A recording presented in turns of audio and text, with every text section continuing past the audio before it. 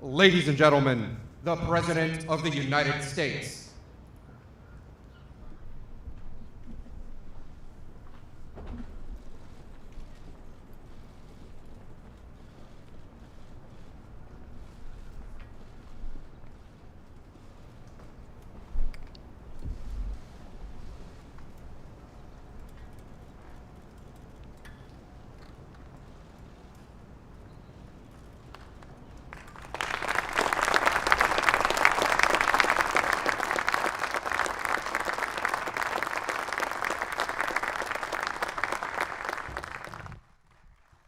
Thank you very much, please. And thank you all for being here as we take historic action to deliver a future of safety and security for Americans of every race, religion, color, and creed. We're joined today by law enforcement professionals and community leaders. Though we may all come from different places and different backgrounds, we're united by our desire to ensure peace and dignity and equality for all Americans. I've just concluded a meeting with incredible families, just incredible families that have been through so much. The families of Ahmaud Arbery, Botham Jean, Antoine Rose, Jamel Roberson, Adiana Jefferson, Michael Dean, Darius Tarver, Cameron Lamb, and Everett Palmer. These are incredible people, and it's so sad. Many of these families lost their loved ones in deadly interactions with police. To all of the hurting families, I want you to know that all Americans mourn by your side. Your loved ones will not have died in vain. We are one nation, we grieve together, and we heal together. I can never imagine your pain or the depth of your anguish, but I can promise to fight for justice for all of our people. And I gave a commitment to all of those families today with Senator Tim Scott and Attorney General Bill Barr. We are going to pursue what we said. We will be pursuing it, and we will be pursuing it strongly, Tim, right? Okay. I want to recognize Attorney General Bill Barr, who's spent so much time on this and other matters like this. Bill, thank you very much for being here, along with, great job you're doing.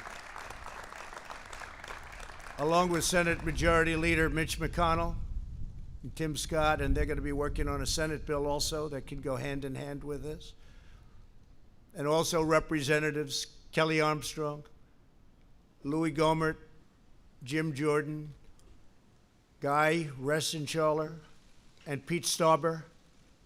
And thanks also to Florida Attorney General Ashley Moody, the President of the Fraternal Order of Police, Pat Yos, President of the International Association of Chiefs of Police, Stephen Cass-Stevens, and many other law enforcement leaders who are going to be joining me at the signing. Today is about pursuing common sense and fighting for a cause like we seldom get the chance to fight for. We have to find common ground. But I strongly oppose the radical and dangerous efforts to defend, dismantle, and dissolve our police departments, especially now when we've achieved the lowest recorded crime rates in recent history. Americans know the truth. Without police, there is chaos. Without law, there is anarchy. And without safety, there is catastrophe. We need leaders at every level of government who have the moral clarity to state these obvious facts. Americans believe we must support the brave men and women in blue who police our streets and keep us safe. Americans also believe we must improve accountability, increase transparency, and invest more resources in police training, recruiting, and community engagement. Reducing crime and raising standards are not opposite goals.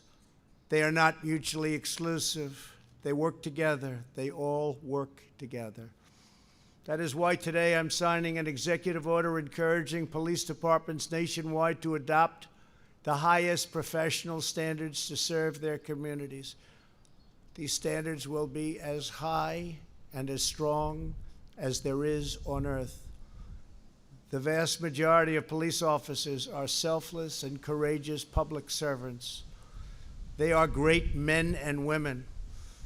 When others run away from danger, police run straight into harm's way, often putting their lives at stake to protect someone who they don't know or never even met. Great danger. Police officers run straight toward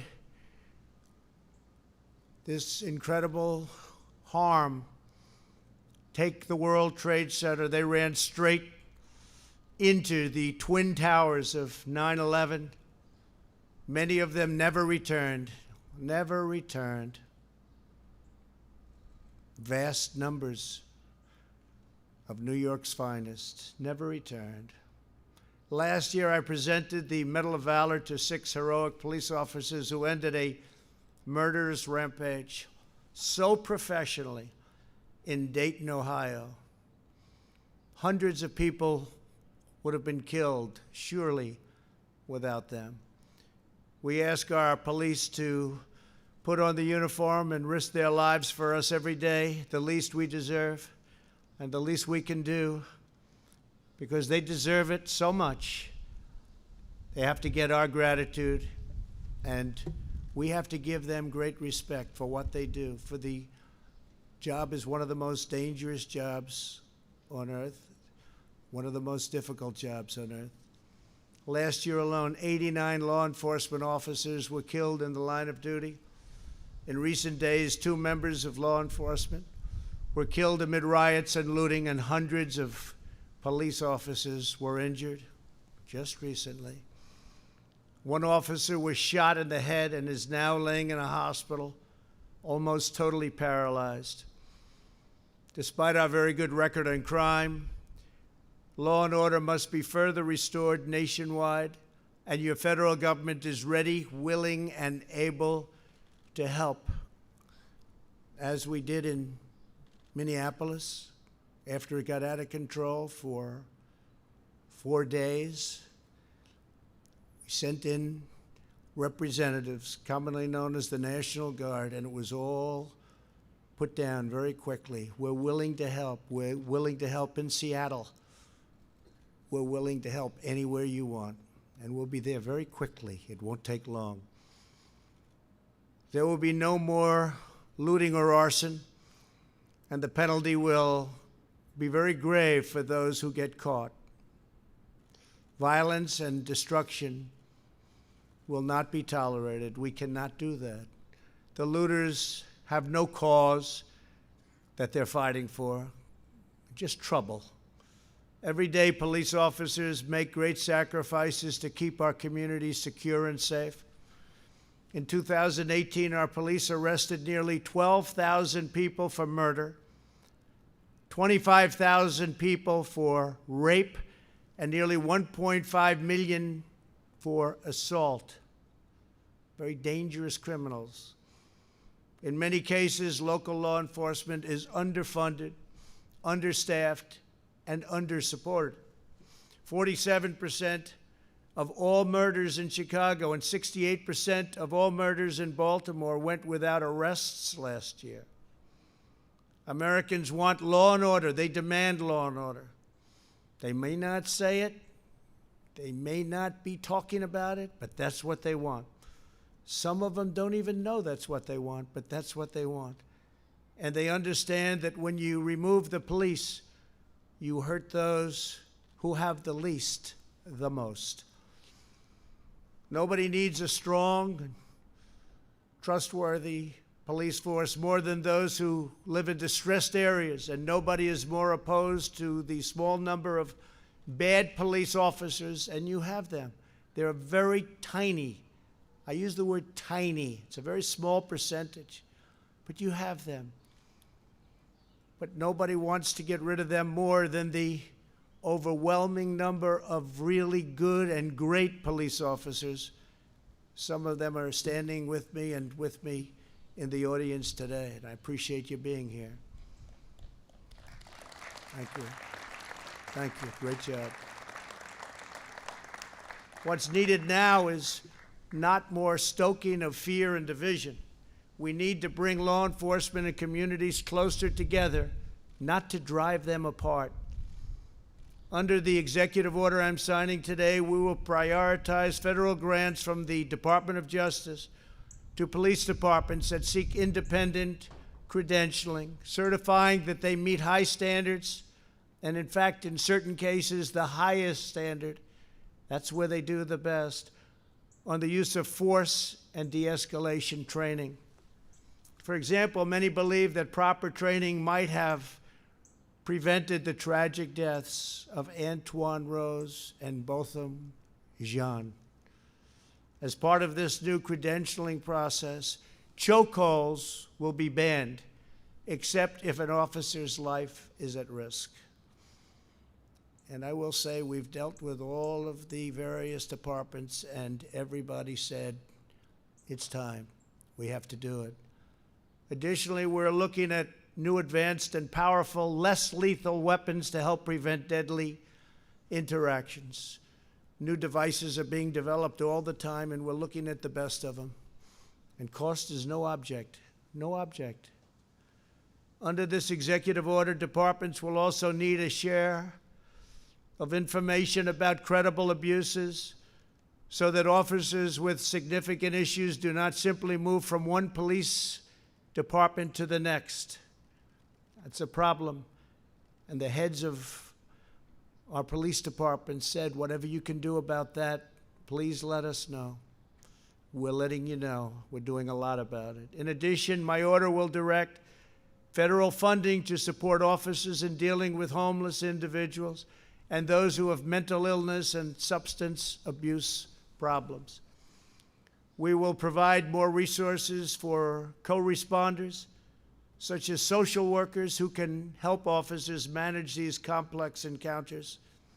And this is what they've studied and worked on all their lives. They understand how to do it. We're going to get the best of them put in our police departments and working with our police. We will have reform without undermining our many great and extremely talented law enforcement officers. President Obama and Vice President Biden never even tried to fix this during their 8-year period. The reason they didn't try is because they had no idea how to do it. And it is a complex situation. Beyond the steps we are taking today, I am committed to working with Congress on additional measures. Congress has started already, and they'll be having bills coming out of the Senate and possibly out of the House. And hopefully they'll all get together and they'll come up with a solution that goes even beyond what we're signing today. But this is a big, big step, a step that hasn't been taken before. But in order to make real progress on public safety, we have to break old patterns of failure. Many of the same politicians now presenting themselves as the solution are the same ones who have failed for decades on schools, jobs, justice, and crime. They are all often, unfortunately, the same politicians running the cities and states where help is most needed. It's an attitude, and it's not working. Today's action is a big part of the solution to restoring, renewing, and rebuilding our communities.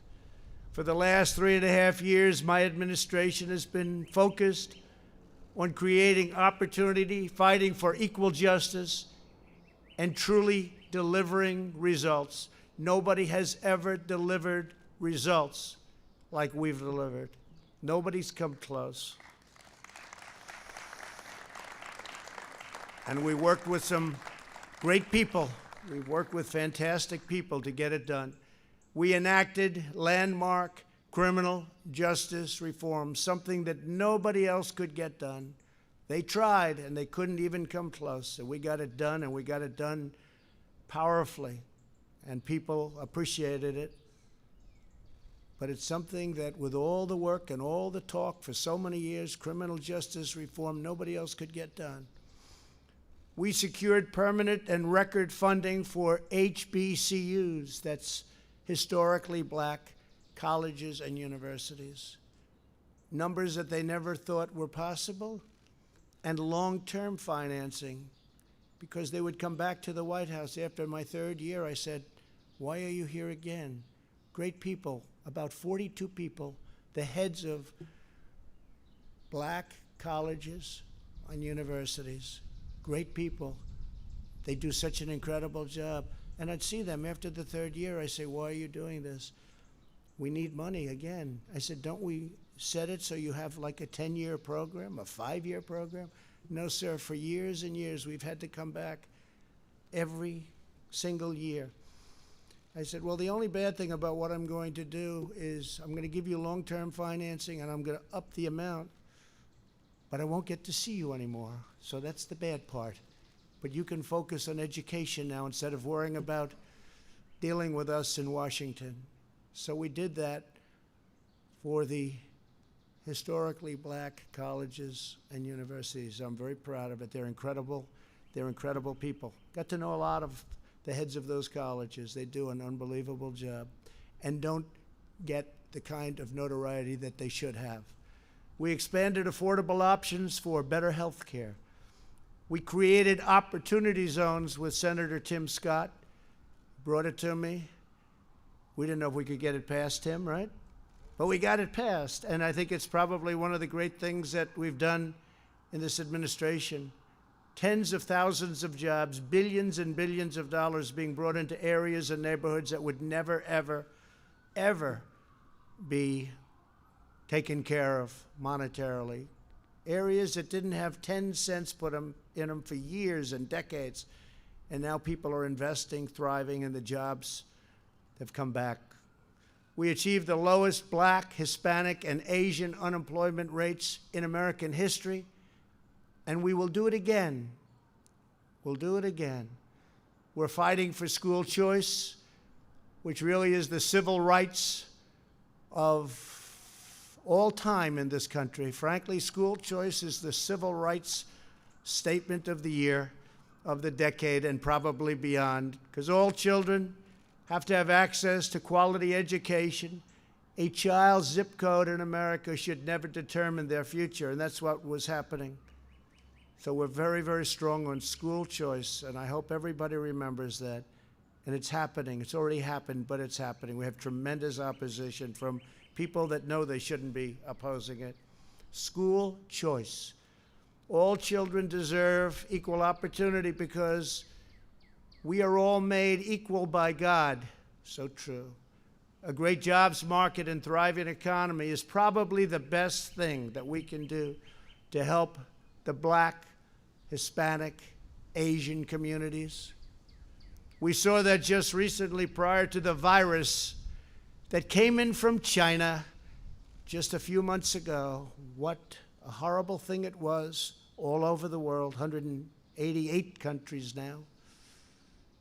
And I just want to say we've done incredibly well. We're doing well. Things are happening that nobody can even believe. Our country is opening up, and it's opening up rapidly. We had the best unemployment and employment. We had best unemployment and employment numbers. Think of that. In the history of our country, we're up to almost 160 million people working. There was never anything even close. And that's for almost every group, including black, Hispanic, Asian, women, young people, old people, young people without a high school diploma. Every group. Everybody was thrilled. Everybody had just about high-paying jobs. Our country was never in a better position, and we were planning on massive growth. It was happening. It was already there. including big salary increases, which were already taking place for the last 2.5 years. Big increases, record increases. Nobody's seen anything like it.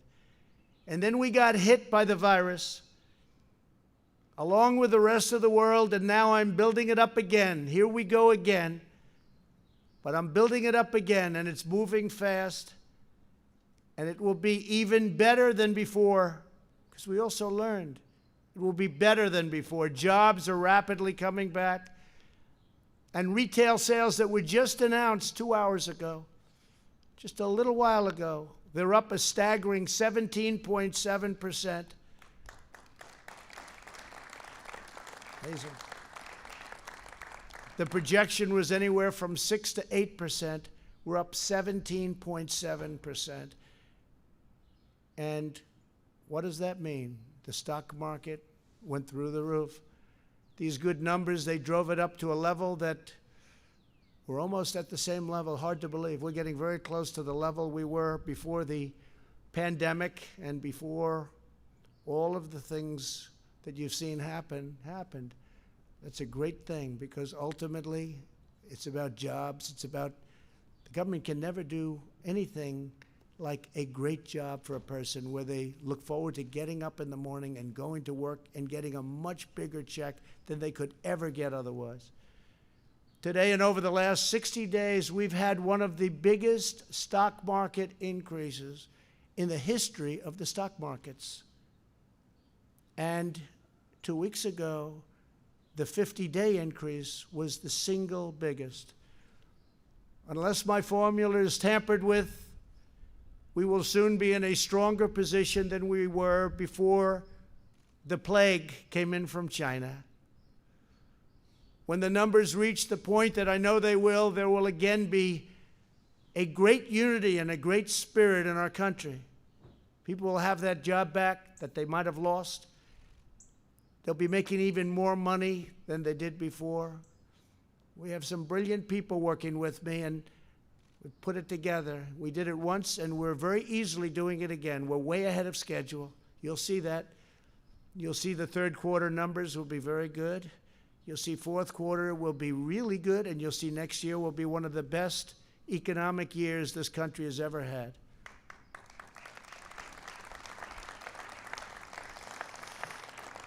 And it's all happening very quickly, way ahead of schedule, and I think you'll see that. People can't even believe what they're looking at. But on top of all of that, before the end of the year, I predict we will have a very successful vaccine, therapeutic, and cure. We're making tremendous progress. I deal with these incredible scientists, doctors, very closely. I have great respect for their minds, and they have come up with things, and they've come up with many other cures and therapeutics over the years. These are the people, the best, the smartest, the most brilliant anywhere. And they've come up with the AIDS vaccine. They've come up with, or the AIDS, and as you know, there's various things, and now various companies are involved. But the therapeutic for AIDS was a death sentence, and now people live a life with a pill. It's an incredible thing. The Ebola vaccine and others, these are the people that have done it, or these are the people that have been around it, and they're all competing. It's an incredible thing. All of these brilliant firms, labs, companies are competing, and I will tell you, we're very far advanced. We've already started tests and trials. So I think we're going to have a very good answer to that very soon. I always say, even without it, it goes away. But if we had the vaccine, and we will, if we had therapeutic or cure, one thing sort of blends into the other, it will be a fantastic day, and I think that's going to happen, and it's going to happen very soon. Americans can achieve anything when we work together as one national family. To go forward, we must seek cooperation, not confrontation. We must build upon our heritage, not tear it down.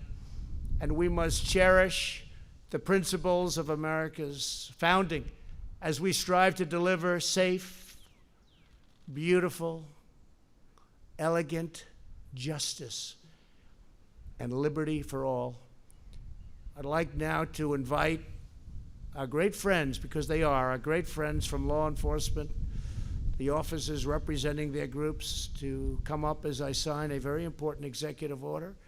And we're asking Mitch and Tim and all of the people that are here from Congress to go back and see if they can get something done. I see Louis and Jim Jordan. We're all here. A lot of our representatives from Congress and the Senate. If they can go back and add to what we're signing today, it'll be a big moment. It'll be a big moment. But this is a tremendous step. This is a step that could have been taken years ago, but people chose not to do that. And that was, in my opinion, a big mistake. Could have solved a lot of the problems that we have now. So if I could, law enforcement, if you could come forward. We've had the, please come up. We've had the endorsement of the Federal Law Enforcement Officers Association, the Fraternal Order of Police, International Association of Chiefs of Police, International Union of Police Associations, Major County Sheriffs of America Association, National Association of Police Organizations, National District Attorneys Association, National Sheriffs Association, Sergeants Benevolent Association, and many others. They've worked on this with me and my team. Have been fantastic. I want to thank my team. What a team it is. And we've taken very much into mind what they are saying, because these are the people that keep us safe, and they've done an incredible job. Thank you all very much. Thank you.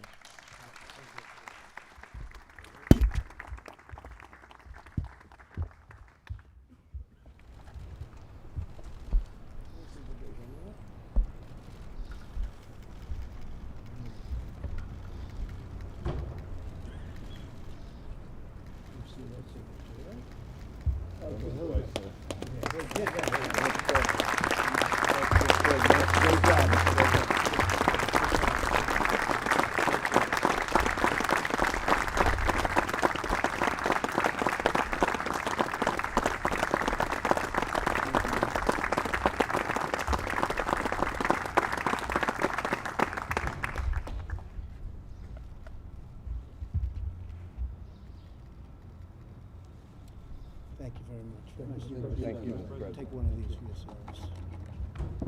Okay. Thank you very much, everybody.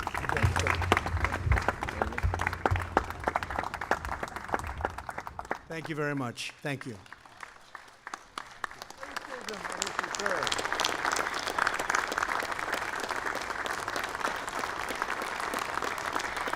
Is there systemic racism in policing, sir?